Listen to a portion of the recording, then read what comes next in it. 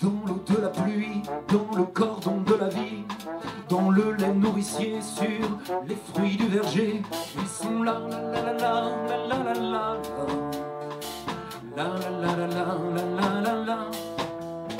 Dans le nectar des fleurs, dans le ruisseau enchanteur, dans l'estomac de l'abeille, dans les bonbons au miel, ils sont là, la la la la la la la la la la la la la la la. Ils sont là pour combien de temps encore? Ils sont là pour combien de temps encore? Ils sont là, laissant derrière eux tant de douleur et de mort. Ils sont là, la la la la la la la la la la la. Pour combien de temps encore? Pour combien de temps encore?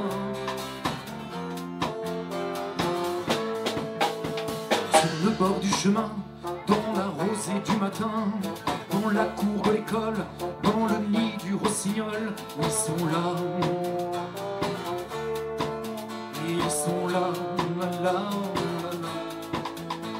Dans ton sang, dans le mien, dans le partage du pain, dans l'air qu'on respire, sur la fleur qu'on va cueillir, ils sont là, la la la la la la la.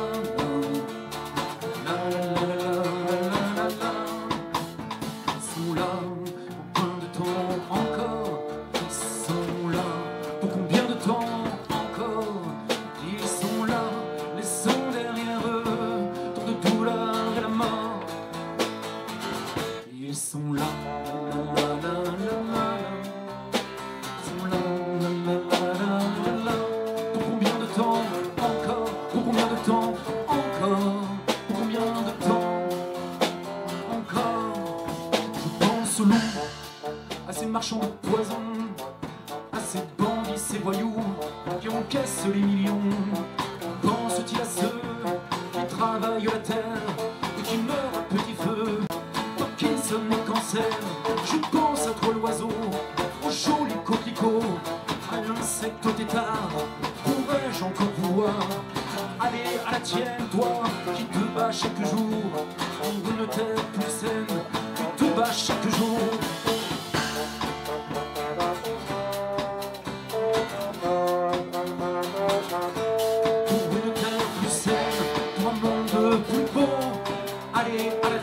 Toi qui te bats chaque jour pour une terre plus saine, pour un monde plus bon.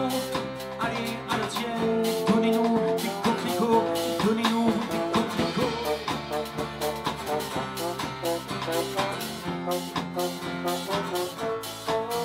Pour un monde plus beau, pour un monde plus beau. Allez à la tienne, donnez-nous des coquelicots, donnez-nous des coquelicots. Et autre groupe, Coquelicot, on est très heureux de vous voir aussi nombreux. Il fait beau, comme d'habitude, il y a aussi des actionnaires. Donc on va commencer notre petit pique-nique. On va commencer par vous offrir un apéritif sous le bar.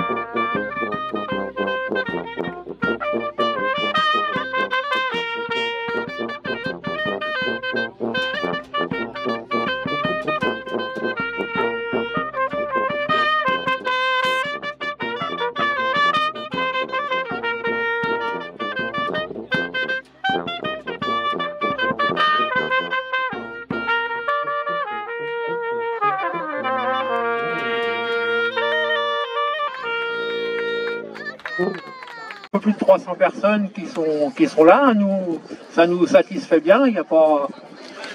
C'est bien, quoi. C'est dans la continuité de ce qu'on a fait, quoi. Et le prochain rassemblement des coquelicots sera le 4 septembre à Lannion pour une randonnée vélo. Hein. Vous aurez les précisions sur le lieu un peu plus tard, mais ça sera une randonnée vélo. Et comme d'habitude, il fera beau.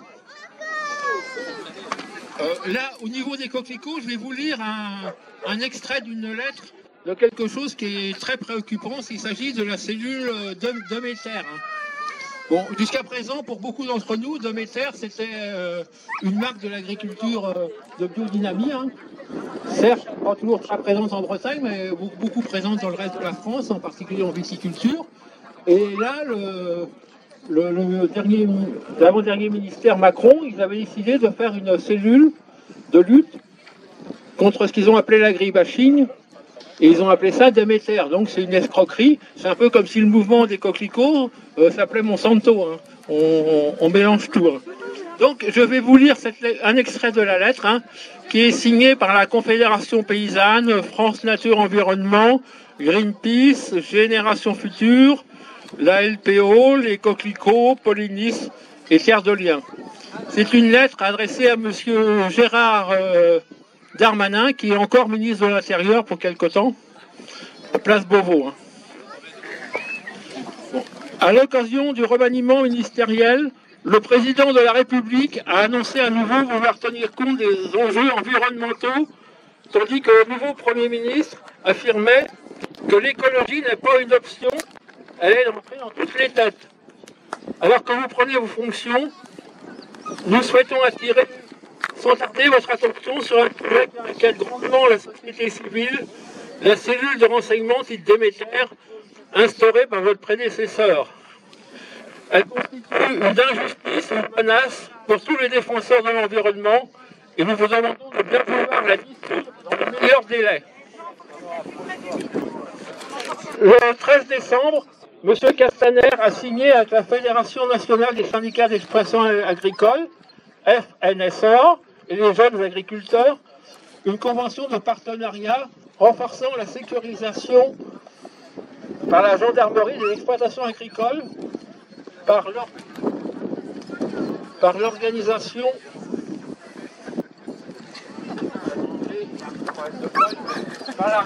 d'un partage d'informations privilégié et la mise en place d'un réseau de surveillance. Cette convention a été rendue publique par le journal Le Monde. Le communiqué de presse du ministère de l'Intérieur indique que ce partenariat est un des éléments de mise en œuvre de la cellule Demeter. Concernant l'agribashing, ce terme récemment imposé par les communicants de la FNSEA et des lobbyistes n'a aucune base juridique et entretient une confusion contre la critique justifiée des ravages de l'agro-industrie sur l'environnement, la biodiversité et la santé. On peine à croire que les objectifs réellement poursuivis par le ministère de l'Intérieur dans la mesure où les actes visés, vol, dégradation ou violation de domicile, sont des infractions déjà réprimées par la loi. À ce mandat douteux s'ajoute le fait que le partenariat signé entre le ministère de l'Intérieur, la FNSEA et les jeunes agriculteurs crée une rupture d'égalité entre les différents syndicats agricoles. Alors il y a eu plusieurs dérapages, en particulier en Haute-Gironde, où des gens ont été convoqués par la gendarmerie. La dissolution de cette cellule a été demandée à plusieurs reprises à votre prédécesseur. Dans sa réponse à l'une de ces demandes, M. Castaner affirmait que cette cellule avait été créée pour s'occuper des groupes criminels. Les associations précisément citées sont-elles considérées comme criminelles? Extrêmement inquiet face aux nombreuses dérives possibles d'une cellule de renseignement au mandat flou, reposant sur un partenariat public-privé des associations environnementales, ont déposé un recours devant le tribunal administratif de Paris.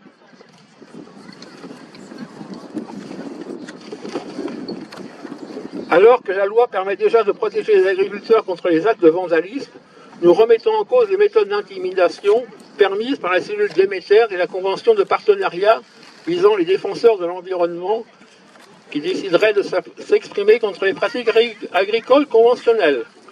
Sur la base de ce qui précède, nous demandons donc la résiliation immédiate de la convention de partenariat signée entre le ministère de l'Intérieur, la FNSEA et les JA, ainsi que la cellule de dissolution, ainsi que la dissolution de la cellule de renseignement Déméter. Il ne reste plus qu'à espérer qu'on aura satisfaction. Pour l'instant, il y a eu des choses qui sont passées en Ille-et-Vilaine. Pour l'instant, la cellule Déméter s'est réunie par ici, mais il n'y a pas de choses. Ben voilà, je vous remercie de votre attention. Merci pour l'invitation des coquelicots. Il y a donc le 18 mai dernier, fin 2019, j'ai pris un arrêté créant une distance d'éloignement des pesticides à 150 mètres des habitations, parce que j'avais dans mon village un groupe de femmes qui avaient créé les coquelicots et qui avaient leurs enfants à l'école, et qui, après avoir fait une étude sur les urines, ont constaté, alors que leurs enfants mangent bio à la cantine de l'école et mangent bio à la maison, avaient des taux 30 fois supérieurs de glyphosate dans les urines. Ça a choqué beaucoup le village qui considérait que les pesticides de synthèse étaient en fait avalés, respirés, malgré les gens. Et donc ça a créé une sorte de grande émotion dans le village. Et le village est par ailleurs était présenté comme l'un des villages les plus écologiques de France, avec une cantine 100% bio, avec du logement social très écologique, avec zéro usage de pesticides de désherbants pour l'entretien des espaces publics, production de 100% de production d'énergie renouvelable. Bref, un village qui était présenté comme écologique essentiellement par la presse parisienne. Et je trouvais que c'était une escroquerie de présenter le village comme ça, alors que je voyais autour de moi la biodiversité disparaître depuis 20 ans en raison des pesticides, et surtout de voir que les maladies professionnelles des agriculteurs étaient aussi de plus en plus les maladies des riverains. Donc je vais voir les agriculteurs que je connais bien, je les connais depuis tout petit, je les ai mariés, j'ai enterré leurs grands-parents, et je leur ai dit il faut changer. Certains l'ont fait, sont passés au bio avec une très forte réussite d'ailleurs économique. Mais d'autres m'ont dit non, nous n'allons pas changer, nous avons des formations, nous avons eu un diplôme, avec ce diplôme nous savons utiliser les pesticides, nous sommes formés au bon usage des pulvérisateurs, nous avons investi auprès du Crédit Agricole. Écoute Daniel, on ne peut vraiment pas revenir en arrière. Donc je fais un peu un rôle de shérif face à ces deux positions dans le village. Première position, est-ce que, monsieur le maire, vous pouvez nous protéger contre les pesticides de synthèse, en sachant que j'avais déjà pris en 2016 un arrêté d'interdiction des pesticides tueurs d'abeilles dans un rayon de 3,5 km autour d'une ruche. Donc il me dit, est-ce que vous pouvez faire la même chose pour nous protéger? Et puis de l'autre côté, les agriculteurs qui disent, il n'est pas question de revenir là-dessus. Donc je me retrouve dans un rôle de shérif et je prends un arrêté créant une distance d'éloignement des pesticides de 150 mètres des habitations. 150 mètres, c'est parce que Génération Future nous avait indiqué que sur des terrains de sport, c'est à partir de 150 mètres que les joueurs ne commencent à ne plus respirer les pesticides de synthèse qui sont épandus dans les champs. C'était entre 120 ou 150 mètres. 150 mètres, donc c'était une distance suffisante pour qu'on commence à ne plus respirer des pesticides autour des maisons, autour de l'école, etc. Deuxièmement, c'était une distance importante, 150 mètres. 150 mètres, c'est important, donc ça permettait de tester une agriculture sans pesticides. J'ai dit aux agriculteurs conventionnels, nous prendrons en charge cette distance, c'est-à-dire nous prendrons en charge les locations de matériel de désherbage mécanique sans pesticides, nous prendrons même en charge la baisse éventuelle des rendements, puisque la baisse des pesticides, c'est une baisse des rendements, nous prendrons tout ça en charge. Ça commençait à fonctionner. Mais malheureusement, comme souvent en France, il y a un préfet, qui en l'occurrence est une préfète, qui s'appelle Madame Curie. Je vous en prie, c'est pas très gentil pour elle. C'était pas du tout mon objectif, mais elle venait d'arriver en Bretagne et je pense qu'elle s'est pas aperçue qu'en Bretagne on pouvait avoir des maires et des élus assez têtus et en tout cas assez motivés pour tenir tête à un État quand cet État est défaillant, puisque c'est l'État qui est défaillant à protéger les populations des pesticides de synthèse. Et Madame la préfète fait quelque chose d'extraordinaire, c'est qu'elle écrit à Ouest France en disant si jamais le maire de Langoiade ne retire pas son arrêté immédiatement, je le traîne auprès du tribunal administratif. Il ne fallait pas qu'elle écrive ça. Parce que le lendemain, toutes les ONG de France et de Navarre m'ont téléphoné, m'ont envoyé un mail, monsieur le maire, tenez bon. Puis j'ai reçu des messages, des dizaines de milliers de messages, des centaines de milliers de messages et une lettre d'amour pour me dire, monsieur le maire, tenez bon. Dans ces milliers de messages, il y a deux messages, des messages incroyables de gens malades des pesticides, d'agriculteurs qui ont, si vous voulez, souffert toute leur vie du fait des pesticides, qui ont écrit à quel point ils étaient malades, qui ont écrit à quel point ils ont du mal aujourd'hui à faire reconnaître les pesticides comme maladie professionnelle. Et de l'autre côté, des gens qui, aussi nombreux, je dirais, qui disent mais comment ça se fait qu'en France, on puisse interdire à un maire de protéger sa population? Ça, c'est quelque chose absolument d'épouvantable. Et celui qui a vraiment rien compris à l'affaire, qui vraiment ne pigeait pas, c'est le journaliste de la télévision suisse allemande, qui ne comprenait pas comment on puisse empêcher quelqu'un d'élu démocratiquement de protéger la population à partir du moment où il le décide. Donc c'est quelque chose de particulier à la France, une pathologie française, une organisation centrale, qui est la même d'ailleurs que celle de la Turquie, qui est avec des gouverneurs dans chaque province, qui n'est pas réputée, la Turquie, comme étant un pays particulièrement démocratique. Donc évidemment, ça a fait beaucoup de buzz, beaucoup de télévision, beaucoup d'associations. Et aujourd'hui, donc, 120 maires en France ont pris des arrêtés. C'est pas beaucoup, sur 35 000, c'est pas beaucoup. Mais c'est suffisant pour ester avec Corinne Lepage, qui est notre avocate, auprès du Conseil d'État, pour faire condamner l'État pour non-assistance à personne en danger, puisque nous allons démontrer très clairement, nous allons démontrer que des produits ont été mis sur le marché, ont été mis dans l'agriculture, sans étude préalable sur les conséquences sur la santé des riverains. Un scandale majeur qui est aussi fort et aussi puissant que le Mediator, et aussi fort que le scandale de l'amiante. Donc espérons que ça aille plus vite que pour l'amiante, parce qu'entre-temps, progressivement, les gens sont intoxiqués. Et comme on le discutait avec Irène Frachon, c'est pour ça que j'ai écrit le bouquin qui est disponible, si vous le souhaitez ici, qui s'appelle « Paysans, on t'aime ». C'est un acte d'amour par rapport aux paysans. Nous voulons des paysans, nous voulons des coquelicots, mais nous voulons aussi des paysans. C'est très important. Et quand Irène Frachon a mis en cause le Mediator, elle a mis en cause les laboratoires Servier qui ont produit de façon fallacieuse ces médicaments, elle n'a pas traîné les médecins, les pharmaciens en particulier, elle ne les a pas traînés au tribunal, évidemment. Pour les agriculteurs, c'est pareil. C'est nous qui avons mis les agriculteurs, notre société qui a mis les agriculteurs dans la chimio et la chimie. C'est à nos sociétés de les sortir de cette dépendance qu'ils ont aujourd'hui avec les pesticides de synthèse via, malheureusement, un syndicat majoritaire qui est la FNSEA, qui est un syndicat, je le dis ici haut et fort sur la plage pour que ça aille jusqu'à la cellule Déméter, c'est un syndicat antidémocratique.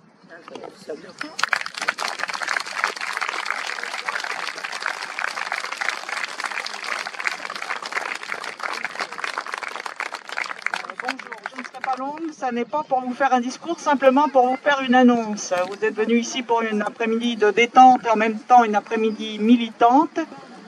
Plus bas, voilà, c'est mieux. Oui. Je vous propose dans 2 semaines exactement, le dimanche 2 août, une soirée à la fois festive et militante, puisque l'association Alto Marée Verte, qui se bat contre l'agriculture industrielle, s'est associée avec une compagnie de théâtre, Transeuntes Mouvement Théâtre, TM Théâtre, compagnie franco-chilienne, pour vous proposer une soirée à Ilion, plage de la Grande... Enfin, c'est pas sur la plage de la Grande Ville, c'est au-dessus, sur un espace en herbe, au-dessus de la plage de la Grande Ville, à Ilion. Ilion, qui est, comme vous le savez, une des communes... si ce n'est la commune la plus sinistrée de France par les marées vertes, puisque toutes ces plages ont été fermées au public l'été dernier, enfin 2019, et en étant en mauvaise posture encore cette année.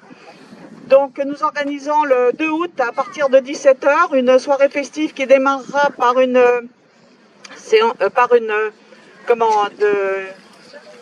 des kamishibai. Ça dure 30 minutes, c'est un processus narratif japonais qui disons que pendant une conteuse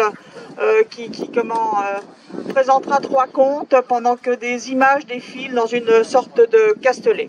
Bon, je vous avoue que je ne connais pas les kamishibai, ce sera l'occasion de le découvrir.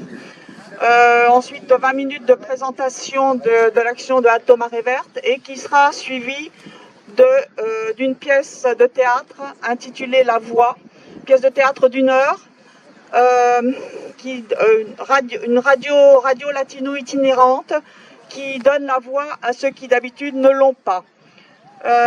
Après cette pièce de théâtre, donc un apéro musical avec de la musique bretonne, et vous pourrez également vous restaurer sur place, restauration bio. Donc je vous invite dimanche 2 août à partir de 17h à la Grand'Ville à Illion, donc contre l'agriculture industrielle, puisque c'est vrai que nous sommes très engagés en ce moment contre les extensions de porcheries, de fermes-usines qui continuent sur une zone qui pourtant, on est quand même dans la zone de l'Embal à 3000 porcs au kilomètre carré, et ça continue. On a également des fermes-usines de veaux. Si certains ne le savent pas, ils vont peut-être l'apprendre. C'est qu'on fait aussi des veaux sur Caillebotis. Nous connaissons tous les ports sur Caillebotis, mais on fait également des veaux sur Caillebotis. Et actuellement, on est aux prises avec un certain nombre de dossiers de ce type. Donc je vous invite à venir soutenir ce combat contre l'agriculture industrielle dans un moment festif, aussi qui se situe, si on peut dire, dans un moment de disette culturelle, parce qu'il n'y a pas la vieille charrue, il n'y a pas le festival d'Avignon, il n'y a pas ceci, il n'y a pas cela. Alors nous avons fait le choix de nous associer avec une compagnie théâtrale pour vous proposer ce moment. Merci.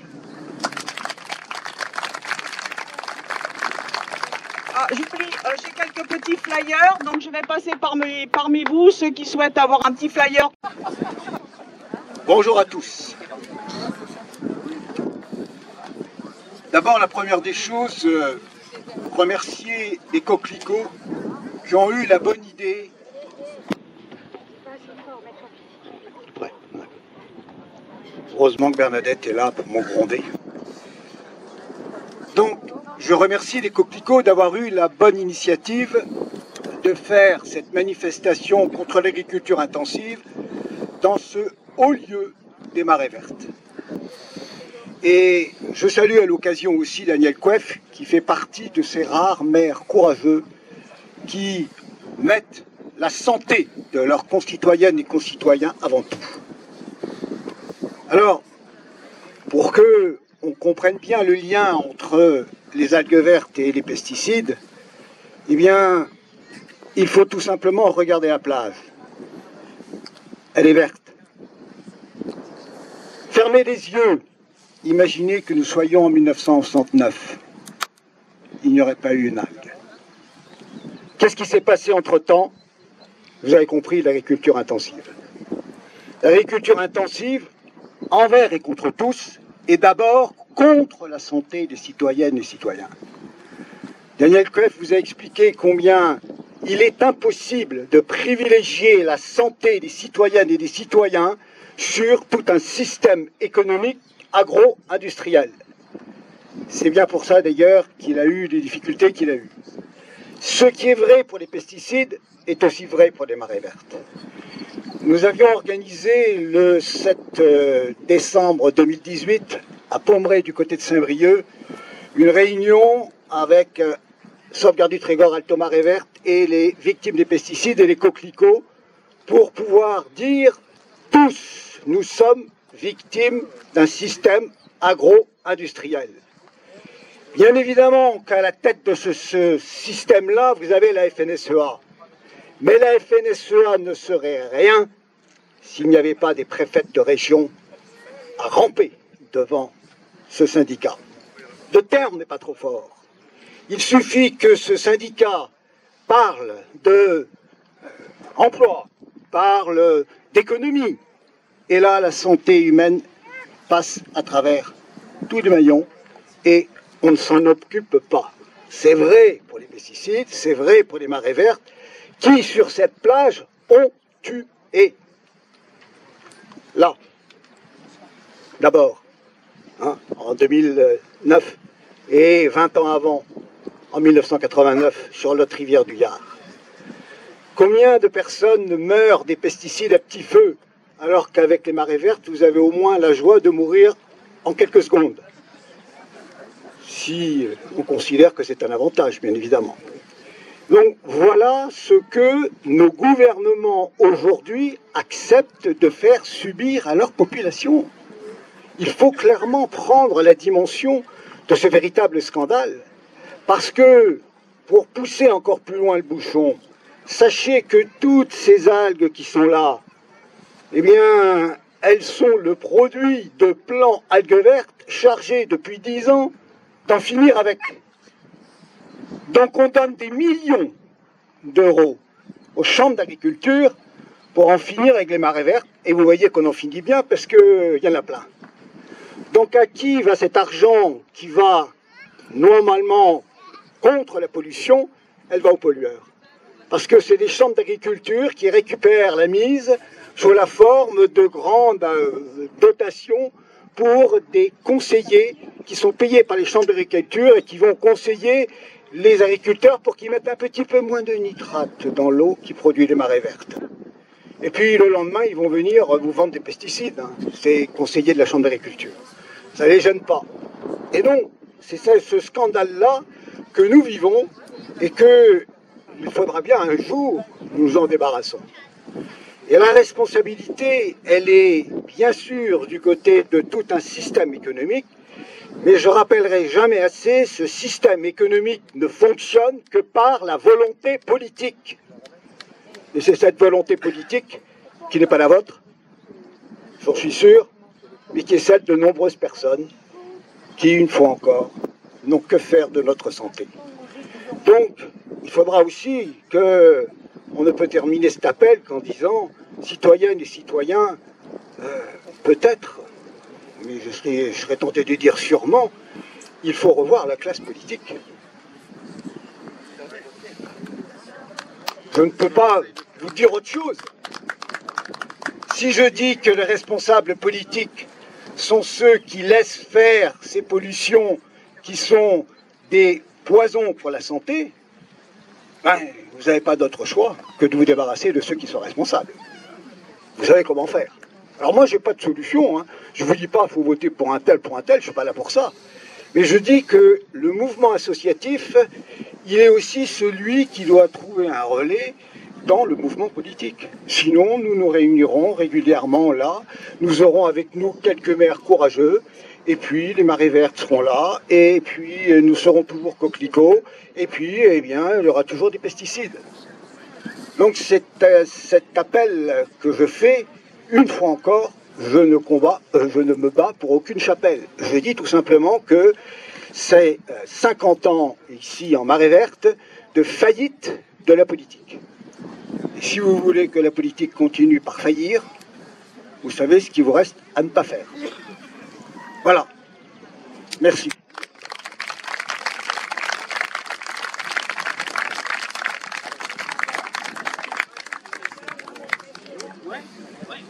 Oui, avant de passer la parole à nos camarades de Calac qui étaient aussi partie prenante de l'organisation, deux petites annonces. Si vous avez pris des verres au bar, vous êtes priés de les ramener parce que sinon ils sont consignés. Hein, donc ramenez les verres que vous avez empruntés au bar. Et la deuxième chose, il y a une pétition sur Internet, sur Cyberacteurs pour soutenir Inès Ferro. Hein. Vous avez sur une banderole au bar les références de Cyberacteurs. Voilà, ben, je vous remercie. Je passe la parole à Jean-Baptiste de Calac. Bonjour à tous.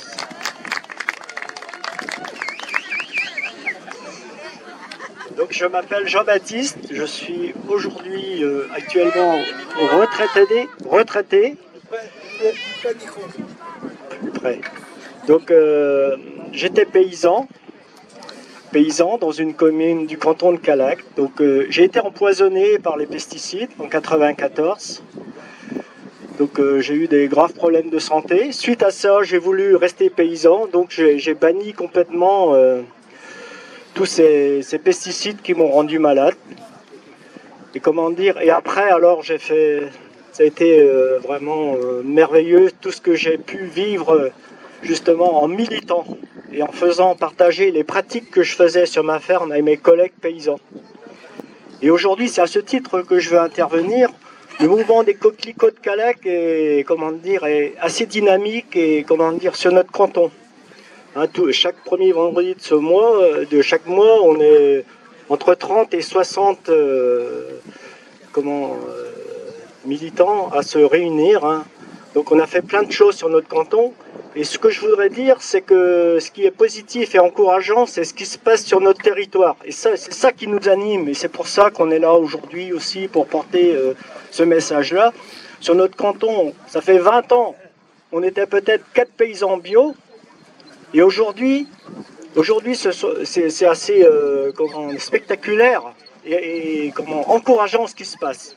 Dans toutes les communes, il y a la production bio. Dans certaines communes, il y a 25% de la surface aujourd'hui agricole qui est en bio. Donc il se passe des choses sur le terrain.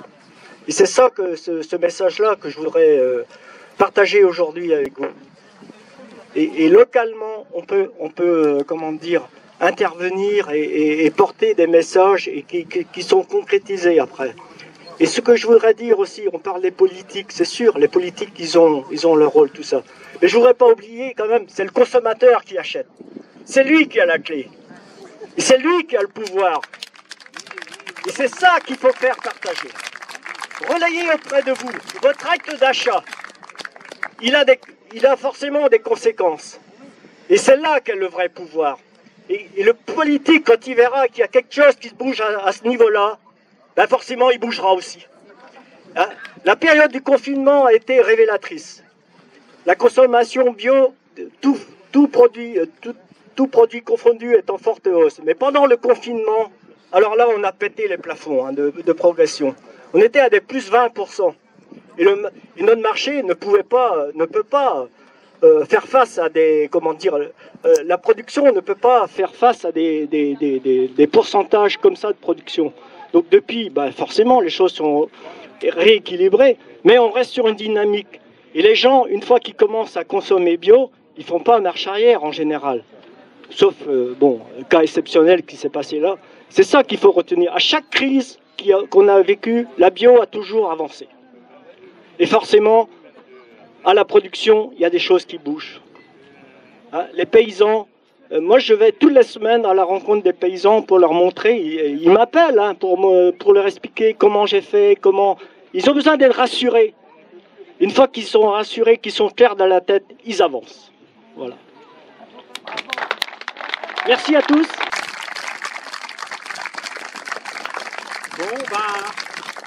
Nous allons passer maintenant au dernier acte de la journée. Hein. On va aller faire une petite balade sur la plage. Hein.